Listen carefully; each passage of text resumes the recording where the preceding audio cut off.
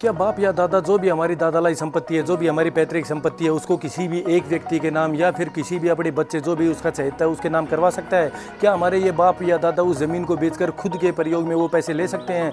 क्या हमारे बाप या दादा जो उनके एंसेस्ट्रल प्रॉपर्टी है, जो हमारी पैतृक संपत्ति है, उसके ऊपर यदि कोई भी नहर है, कोई भी सरकारी स्कूल है या कोई भी हाईवे निकल रहा है वहाँ से, उसके जो भी कंपनसेशन आता है, या क्या वह खुद में प्रयोग ले सकता है या फिर वह अपने एक बच्चे के नाम करा सकता है वे सभी पैसे? तो दोस्तों, आज इन सभी जो भी डाउट्स है उन सभी को मैं 1 मिनट में आप लोगों की क्लियर करने वाला हूं। सबसे मेन बात है कि यदि ये जो हमारा हिंदू उत्तराधिकार अधिनियम है या फिर हमारा भारतीय उत्तराधिकार अधिनियम है, उसके तहत यदि किसी भी घर में एक छोटा सा बच्चा भी पैदा होता है तो उसका भी जो भी उसके दादा लाई जो पैतृक संपत्ति होती है उसमें बराबर का हिस्सा उसमें उत्पन्न हो जाता है।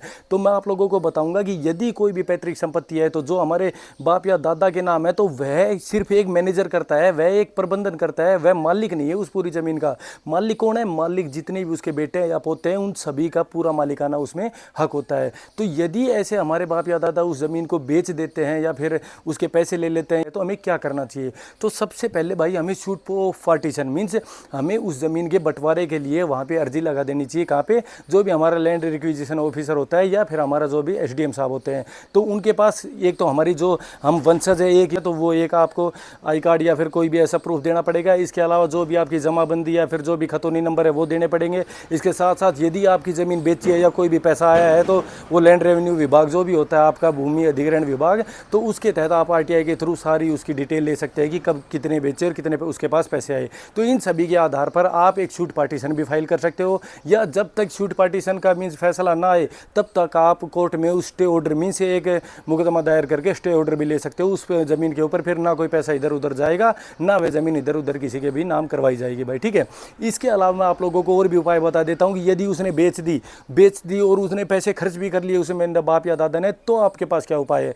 तो आप कोर्ट में एक सिविल सूट फाइल करिए। सिविल सूट के जरिए कोर्ट आपको यदि उस बाप या दादा के पास और कोई भी संपत्ति जो उसके नाम है उसको खरीद के आपके नाम कर दिया जाएगा। मीन जितने भी रुपए 10 लाख 20 लाख जो रुपए उसने यूज किया आपकी ज़मीन में से, तो वो 10-20 लाख रुपए उसकी ज़मीन को बेच के आपके नाम कर दिए जाएंगे। या फिर इसके अलावा जैसे ही नहर निकल गई तो 2 किले में से 1 किले में निकल गई तो 1 किला बच गया, तो 1 किले में से जो भी बाप के नाम जो हिस्सा आ रहा है, मतलब 2 बीघा भी या 1 बीघा नाम आ रहा है, तो उस 1 बीघे को बेच के बाप की ज़मीन को बेच के या फिर बाप की वो ज़मीन आप बच्चों में नाम कर दी जाएगी, ठीक है भाई। उस बाप की ज़मीन में कोई हिस्सा नहीं रहेगा क्योंकि उसने वो 10 लाख रुपए प्रयोग में ले लिए, तो वो आप लोगों के नाम कर दी जाएगी। तो भाई जो भी आपका इस तरफ डाउट था कि यदि आपके बाप दादा ज़मीन बेच देते हैं, उसका पैसा खा लेते हैं या एक बच्चे के नाम करवा देते हैं, तो वो लिमिटेशन एक्ट के तहत 2 या 3 साल बाद नाम होने के बावजूद भी आप वापस ले सकते हो। कैसे ले सकते हो?